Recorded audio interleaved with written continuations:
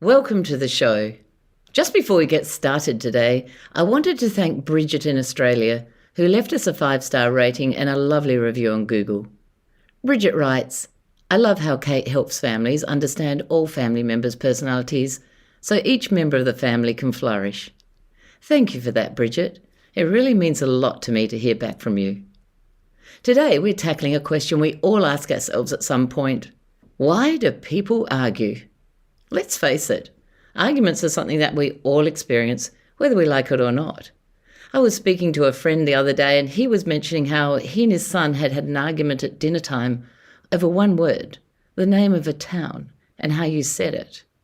Now, he said it went on and the other person didn't give up. And I'm not sure whether he did either. We have arguments about the weirdest things that we would never think would cause us to do so. So let's face it. So, have you ever found yourself in a heated argument and thought later, what just happened? How did that blow up to be so big and such an ordeal when it started off so small? I know I have. And sometimes it feels like these arguments turn into these insurmountable mountains, and it really makes it hard to come back from. You start with a minor disagreement, and next minute emotions are running high, and you're stuck in a conflict that's really huge. So today, we're going to look at how that happens and explore some strategies to keep those arguments from spiralling out of control. Is it really just about proving who's right or wrong? Or is there something deeper at play? I'm Kate Mason, and welcome to Parenting and Personalities. This is the podcast that connects you to the ones you care about the most.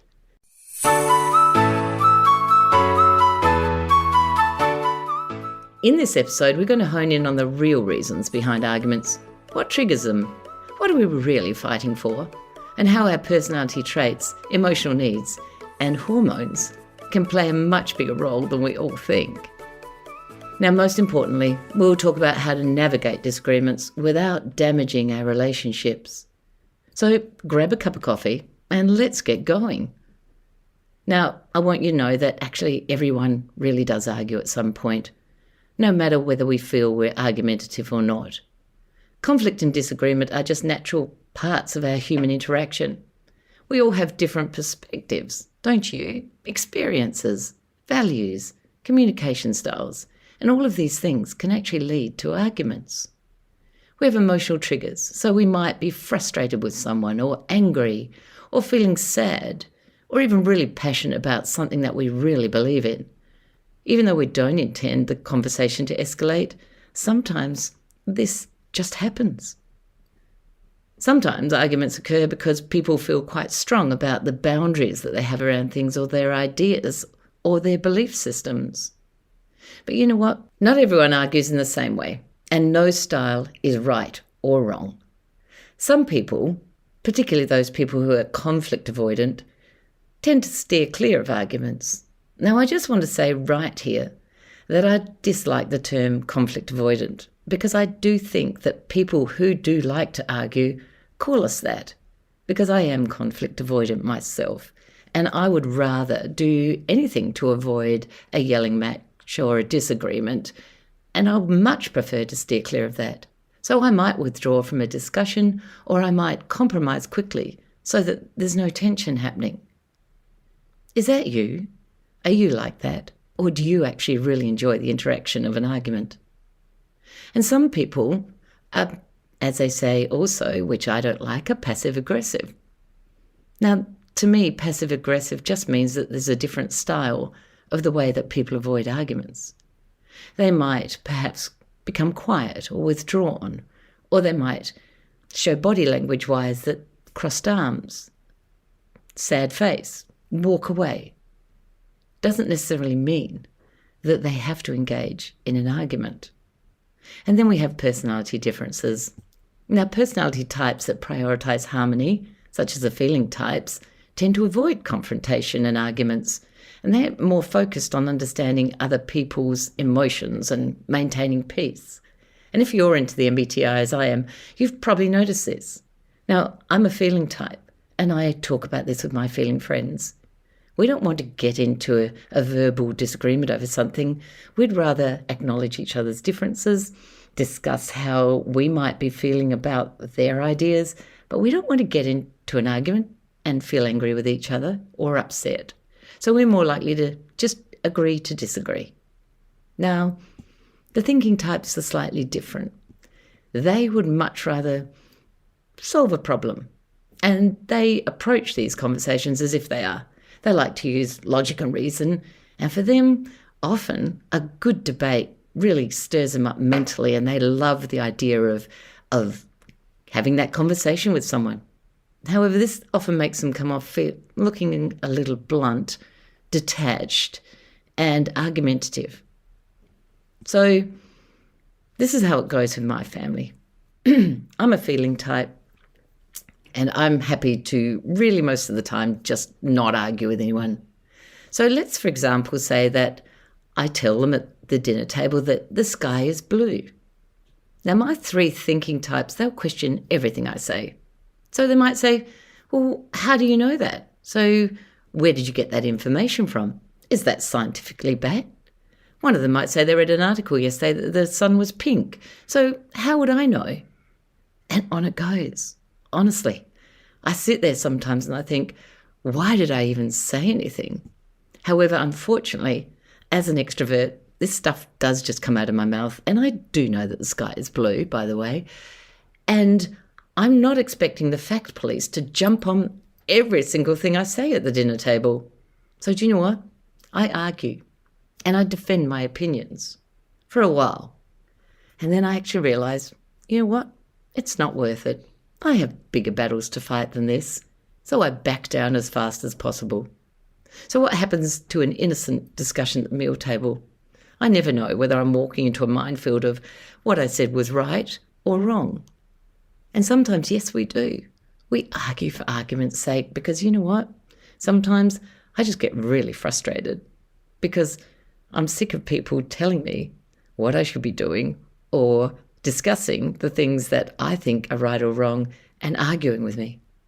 So what do you do at your dinner table? Do you have arguments frequently? Do you have disagreements about what people do or facts? Have a think about it, because often this is a place for great discussions and also lots of arguments. So the magic of understanding type really comes in now, because if you think about it, you can see how the thinking and feeling type really look at discussions and debates and how they naturally process ideas. And to me, this is the preference that is the most important to look at when we're talking about arguments, because it happens to me all the time. So next time you're in a heated conversation with someone else, ask yourself, is this person being argumentative? Or is it just that they process things differently to you and enjoy a different kind of discussion? Now today, a really important part about arguments that I want to discuss is to do with females and our hormones. Now when it comes to arguing in hormonal women, I'm going to talk about this topic in as much of a light-hearted way as I possibly can, because honestly, changing hormones are hell, and the more humour that I can find in it, the better. I don't know about you. So let me ask you, have you noticed times when you or someone else you're with gets irritable and emotional, seemingly out of the blue? And if it's yourself, you're thinking, why am I feeling this way? Yesterday I felt fantastic, and today, you know what? Everything's just really annoying me. So you might think that, or you might just think, hey, I don't care. I'm feeling really annoyed today, and don't anyone give me anything because I'm going to have a go at them no matter what. So let's talk about these emotional roller coasters and shifts in behaviour that happen through our menstrual cycle, or, for those people who are old like I am, menopause. Now you know what I'm talking about. At times, things just get a little more intense and irritating. And often, it is the males in our lives that do this to us. But I can't just leave it at that, because I know that my daughter and I can have interactions with each other at particular times of the month that are quite argumentative, let's say. So here's the deal. There's actually a scientific explanation behind these changes, And as we all know, there are lots of fluctuations in our hormones because they're the real players here, specifically estrogen and progesterone, because these two hormones rise and fall during a woman's menstrual cycle, and this fluctuation can have a direct impact on mood regulation. During certain phases, like just before menstruation, when these hormones, as many of us might feel, give us mood swings and irritability, and we usually feel more sensitive. It's like the brain's mood regulation is actually out of sync with us. And you know what? Don't forget menopause. That's another huge transition for women in life. And during this time, the decline in estrogen can cause similar emotional shifts, but sadly, even more pronounced, and oh my goodness, they last a lot longer. Have you ever found yourself or someone you know going through this time? And as you know, you should never, ever pick a fight or an argument with a woman who's dealing with PMT or menopause, because you're never going to win. If this is me, I will pretty fully much argue with you about anything that you talk about. So you're never going to win. The other day I was out walking with my daughter and she was full on arguing with me about a decision that I made. And I looked across at her fiancé and I mouthed, "Does she have PMT?" And he nodded his head and did a sawing motion at his throat. And I went, okay. So as she was having a go at me, I realised that this is a really stressful hormonal time of the month for her. And what I'm doing, she really doesn't agree with. Now, Cassie says afterwards that in defence, it was not her hormones and I was making a stupid decision and actually she was just helping me. But I really get that at the time she was feeling very much irritated at what I was doing and she would not stop going. Now, I'm not an annoyed or irritable person. My husband used to say that's why he loved me, because pretty much I was 98% of the time really easy to get along with. Well, I'm actually sure this has reduced in the last few years. Since hitting menopause, the irritability and frustration has definitely changed and built up. However, in the last few years, I've discovered the joy of hormone replacement therapy, which has helped me handle the symptoms of menopause. And I understand that many people choose not to go on hormone replacement therapy or are unable to. But you know what? It really helps me cope. One day Paul was reading a paper and I was sitting there and my back was towards him. And he said, "Do you know what? I think you need to go off your HRT. It's not supposed to be good for you." And I said, "I can't." And he said, "Why not?" And I said, "Because if I did, you would be dead. I would have killed you so many times." Yes, I was serious, and no, I actually wouldn't kill him. However, HRT was a lifesaver for Paul because he would have been a participant in so many arguments that he would never have won if I didn't get to balance my hormones.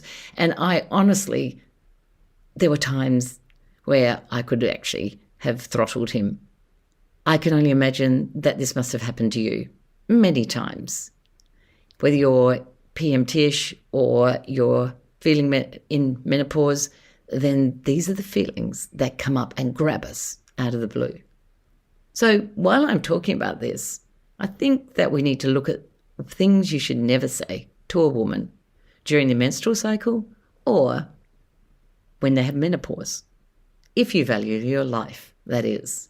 So definitely never say, "Have you got your period?" or "Are you feeling menopausal today?" We are never going to admit to it, and we'll argue black and blue and that our hormones actually have nothing to do with the anger we feel, just like Cassie did. It's you that's actually saying the wrong things. Don't ask stupid questions like, "Are you sure it's that time of their month? Do you really need all those snacks?" Yes, we do. We need all of those snacks, even though we're going to moan about weight gain afterwards. Don't tell us what to do.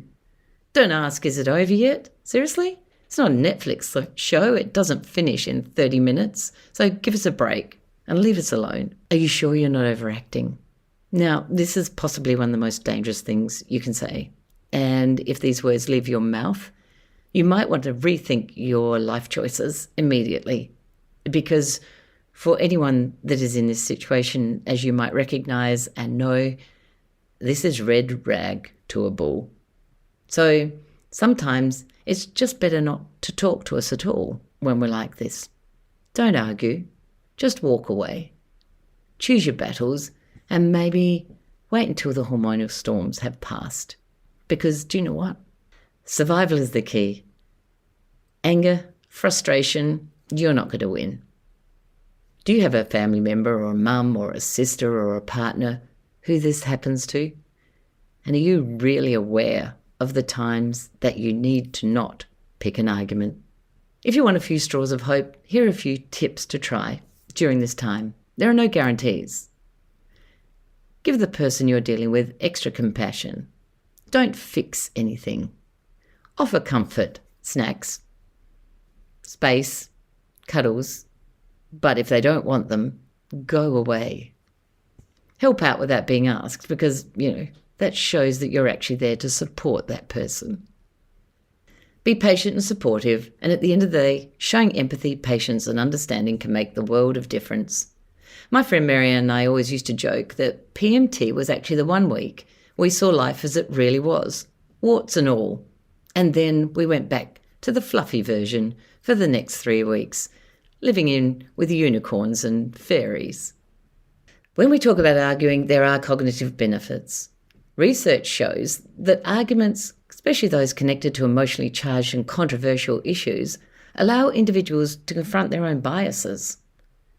Disagreements push individuals to reassess the quality of their arguments and consider alternative perspectives. This helps them build more accurate self-assessment. Because when you're really in self-reflection, look at arguments, it enables us to see the world through someone else's lens and understand people differently. And if we can, sometimes we might always see that we're not always right. But I know you don't have to admit that. So in conclusion, while the majority of people experience some form of disagreement or argument in their lives, not everyone engages in a heated, confrontational argument. Personality, communication style, hormones and emotional triggers all influence how often and when we argue. So let's take a look at the conversations and how we can stop them from blowing up into arguments. First of all, find out what is behind the miscommunication and listen. Listen. Listening means actually hearing what the person has to say. So fine tune into it. Give them eye contact, show them body language, engage in what they're saying and repeat what they say just to check that you're on the same page. Because miscommunication is usually the reason why people argue. And if you can find out and really listen to the person where they're coming from, that's the first part of keeping things calm. Now, the next one is a hard one for people who think they're right. You actually have to validate the other person's perspective, even if you don't agree. So acknowledge their point of view. You might say something like, "Oh, I can see how you might be feeling that way," showing respect and helping keep the conversation on track, even if you don't agree. Now, for some personality types, this next one might be really hard. Keep your cool and prevent things from escalating. Take deep breaths, pause if needed, and stay calm, because this helps to keep that conversation peaceful. Now, if you use I statements, it makes so much sense because do you know what? It's so easy to blame the other person. You always do this. Instead, framing it, I feel really upset when you leave the towels out in the morning. Sounds much better, doesn't it? And not so accusatory. And you probably won't have an argument if you approach things that way. The next one is get rid of always and never. My husband Paul loves these words, and they are a major trigger for me. I'll almost instantly argue when he says, "You always do this." And never, you never do anything? Really? What a load of rubbish. And these words make me feel very defensive. And I will ask on that occasion, could you tell me whether I always do it? Or do I just do it sometimes? So when you say that, or you're using those words, focus on specific incidences. Don't use terms that blanket everything that you're doing. And you'll find that you'll probably have less arguments if you're doing this. Find shared goals to shift from conflict to collaboration. For example, we both want this to succeed, so let's work out a way of doing it together. And this turns your conversation into a team effort. And as I always talk about in my workshop, ask questions. Instead of assuming that the person thinks like you, ask clarifying questions like, can you help me understand your perspective? It opens up a huge dialogue, reduces misunderstandings, and you can actually see where the other person's coming from. Now, the next one is a tough one. Be open to compromise. Show humility and be ready to find the middle ground. Say, look, let's work out a solution that is good for both of us. This encourages cooperation and it'll keep things moving forward. Please choose your battles. Not every disagreement needs to be a battle. Is it worth engaging in, or is it something minor that you can actually let slide? Honestly, life's not worth that sometimes. When you acknowledge emotions such as frustration or anger, recognize it in your sentence. I can see this is frustrating for you. Let's step back and figure out a solution calmly. If you address the emotion that's sitting in there, then you can help prevent the escalation of an argument. Think about your face and body. What kind of signals are they giving off? Have you got your resting bitch face on? Your arms folded? Are you turning away from the person? Use positive body language. Your body language will set up the tone. Smile, lean in, eye contact. All of those things will help you engage in a really great conversation. And you know what? Agree to disagree. Honestly, sometimes it's really great to accept that you're not going to reach the same outcome. Politely acknowledge your differences and move on. Respect the other person's viewpoint, even though deep down you don't really agree, and say, let's revisit it another time. And this helps avoid unnecessarily conflict. So think about how you argue, what kind of personality type you are, and what is it of the person you're arguing with. Try to solve the problem before it escalates. Have a safety net. Read the room. Don't argue with hormones. That's the biggest one. And please remember that usually we care about the people we argue with. And the one thing is, it's usually your family. And as you may have noticed, I don't know from yours or other people's families, it's the family that tend to think that they can say anything to each other and they'll be forgiven. They think that they can swear, rip them to shreds, abuse them in any way they like, and that the next day everything will be okay. But can I tell you, that's not true. Words are like knives. When you stab people with them, they leave scars, and those scars stay there forever. So don't make that mistake. I've spoken to many people who are separated from their families because the belief that family would forgive all after a huge fight. They won't. We all have memories. The members of your family are your most precious people, not those you work with or even your friends. Treat them like gold. Show them kindness, respect, and consideration. Choose your battles. Don't destroy them in your desire to win an argument. Arguments have shattered many families, so keep yours safe. I'm Kate Mason. Thank you for listening to Parenting and Personalities. If you enjoyed this episode, we'd love it if you could leave a rating and a review that would help others learn about this podcast. If you're interested in discovering more about you and your family's personality types, you'll find my newly launched book, Who Is This Monster or Treasure in My House, on Booktopia or Amazon. If you have an episode idea, please send a note to thepersonalitycoach@gmail.com. Many thanks to our producers at Stories and Strategies, and we'll see you next time.